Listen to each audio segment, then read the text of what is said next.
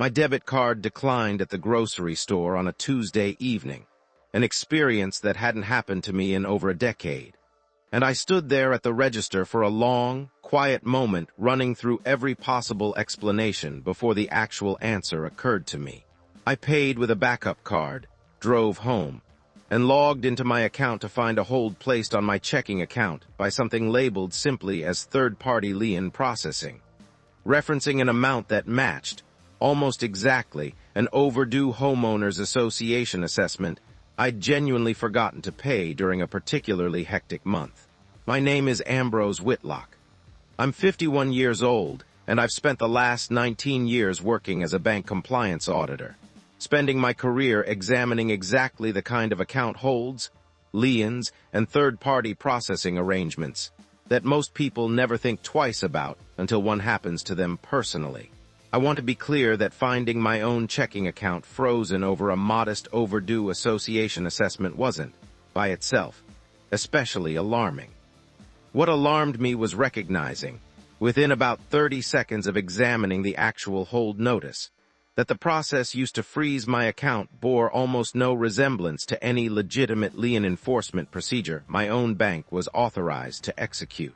I live in a community called Hollowfield Chase, a modest, well-kept subdivision managed by a homeowners association whose president, a woman named Priscilla Ravenswood, had held the position for just over 2 years by the time my debit card declined at that grocery store register. I want to explain, before going any further, exactly why a simple overdue assessment escalating to an actual account freeze struck me as so immediately unusual, because understanding that distinction matters enormously to everything that followed.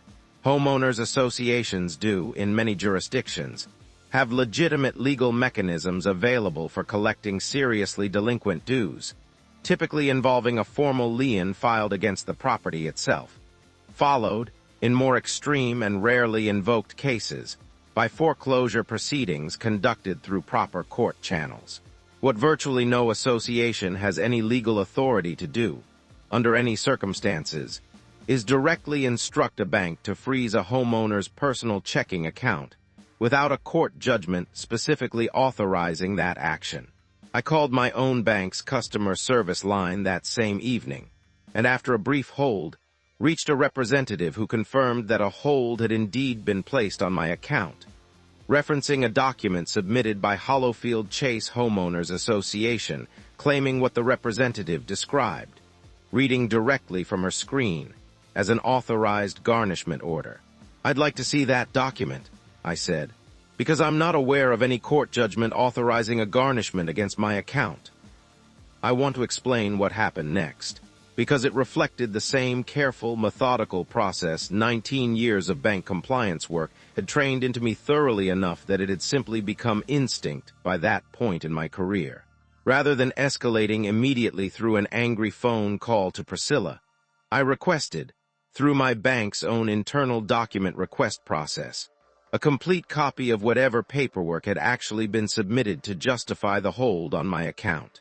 That documentation arrived within a few days, and reading through it confirmed exactly what I'd already begun to suspect. There was no court judgment. There was no formal garnishment order signed by any judge. What Hollowfield Chase had actually submitted was a letter, on association letterhead, asserting that the homeowner in question, myself, owed a delinquent assessment, and requesting the bank place an immediate hold on the account pending resolution of the debt.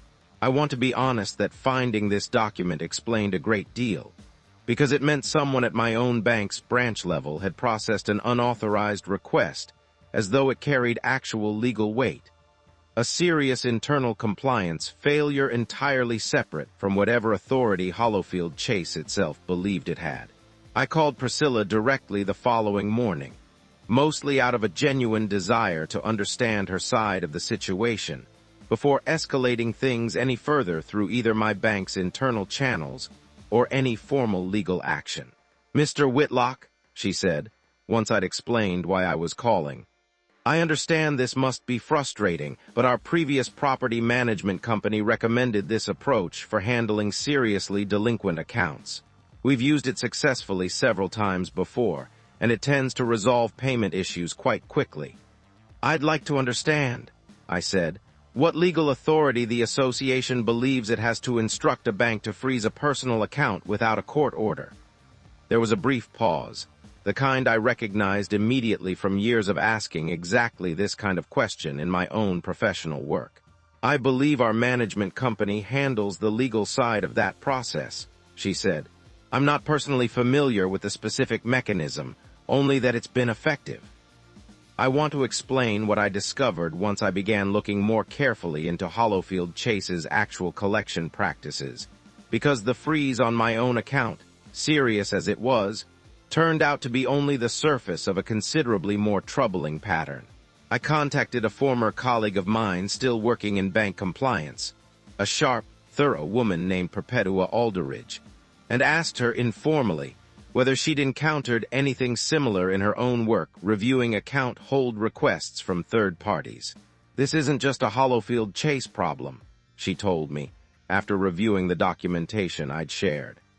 "This looks like a template letter, the kind property management companies sometimes circulate among the associations they service, claiming an authority that doesn't actually exist under any state's garnishment laws. If this letter has genuinely worked on other homeowners before, it's very likely because bank employees processing it assumed, incorrectly, that an official-looking letterhead carried the same weight as an actual court order." That assessment troubled me considerably, because it suggested this wasn't simply my own bank making an isolated processing error. It suggested a systemic vulnerability, one that a property management company appeared to be actively exploiting across multiple associations. Relying on the simple fact that most bank employees processing routine account holds never bother to verify whether the underlying documentation actually carries genuine legal authority. I want to describe a conversation I had partway through this process with a neighbor of mine, a retired schoolteacher named Winifred Aldis, who mentioned, once word of my own account freeze began circulating through the community, that something similar had happened to her nearly a year earlier, though she'd never fully understood why at the time. "I remember my account being restricted for about 2 weeks," Winifred told me, sitting at my kitchen table with a cup of tea. "I was behind on my assessment by a few months after a difficult stretch following my husband's passing, and then suddenly my card simply stopped working. The bank never gave me a clear explanation, and once I finally paid the overdue amount, everything went back to normal within a day. I assumed it was simply how these things worked." I explained to her, as gently as I could manage, that the process she'd experienced almost certainly reflected the exact same unauthorized letter I'd discovered, and that she'd likely never needed to have her account frozen at all had the underlying collection method actually followed proper legal channels. Winifred's account became a valuable piece of corroboration for the internal bank review, confirming that the pattern extended back considerably further than the 18 months my own initial inquiry had uncovered, and illustrating plainly how easily this kind of unauthorized practice can quietly affect vulnerable homeowners without anyone ever fully understanding what had actually happened to them. I want to describe what I did next, given my own professional position within the bank itself. I formally reported the situation through my own institution's internal compliance channels, flagging both my personal account and the broader pattern Perpetua had helped me identify as a serious process failure requiring immediate review. Given my own role auditing exactly this kind of account activity, that internal report carried, I want to be honest, considerably more immediate weight than a typical customer complaint might have. The internal review, once formally underway, confirmed that Hollowfield Chase's letter had, in fact, resulted in account holds being placed against at least 6 other homeowners over the preceding 18 months, all processed by the same branch-level staff member who had apparently never questioned whether an association's own letterhead carried actual legal authority to freeze a personal account. I want to be fair to Priscilla in one respect. I don't believe she personally understood at any point that the collection method her association had adopted lacked any actual legal basis. She had inherited the practice from a property management company relationship, established before her own presidency began, and had simply continued using a method that, from her perspective, had reliably produced quick payment from delinquent homeowners without ever once being challenged. That lack of personal malice didn't change the underlying seriousness of the situation, however. 6 homeowners, myself included, had experienced unauthorized account freezes based on documentation that carried no genuine legal authority whatsoever. A pattern serious enough that my bank's own compliance office, once fully briefed, treated it as a significant process failure requiring both internal corrective action and formal notification to Hollowfield Chase that future submissions of this kind would no longer be honored under any circumstances. The Hollowfield Chase board held an emergency session once the situation became clear, and I attended, alongside Perpetua, who'd offered to explain the broader banking compliance perspective to the board directly, along with 2 of the other affected homeowners who'd reached out once word of the situation began circulating through the community. Priscilla opened the meeting by explaining, plainly, the property management company's original recommendation and her own board's continued reliance on a method that had never been properly vetted against actual garnishment law.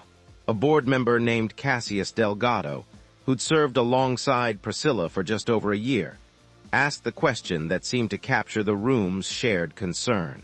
How many homeowners, he asked, had their personal bank accounts frozen based on a letter our own management company apparently knew wasn't a real legal order? Nobody in that room had a fully satisfying answer, though the property management company, once formally contacted regarding the pattern, confirmed they had, in fact, circulated the same template letter to several other associations under their management, a detail that considerably widened the scope of the issue beyond Hollowfield Chase alone. The board voted that same night to immediately discontinue the collection practice entirely, to formally notify all 6 affected homeowners with an apology and confirmation that any future delinquent assessment would be pursued exclusively through proper, court-authorized channels, and to terminate the association's relationship with the property management company responsible for originally recommending the practice. Priscilla remained on the board, having handled the situation, once confronted with it, considerably more constructively than the underlying practice itself might have suggested. And Cassius took on responsibility for reviewing all future collection procedures against actual legal requirements before any similar method could ever be adopted again. My own account was restored within days once my bank's internal compliance review confirmed no legitimate authority existed for the original hold. And I've found, since all of this settled, a rather professional satisfaction in knowing that a practice quietly circulating among property management companies, apparently working precisely because nobody ever bothered to question whether official-looking letterhead carried real legal weight, finally ran into someone whose entire career had been built around asking exactly that question for a living. If this story hit home for you, do me a favor and hit that like button. It genuinely helps this channel keep growing. And if you haven't already, go ahead and subscribe so you don't miss the next one, because there are plenty more stories just like this one still to come. Drop a comment down below and let me know what you thought of this one, or whether you've ever had an association try to collect a debt from you in a way that didn't seem quite right. I read every single comment, and honestly, some of the best stories on this channel started as a comment somebody left on a video just like this.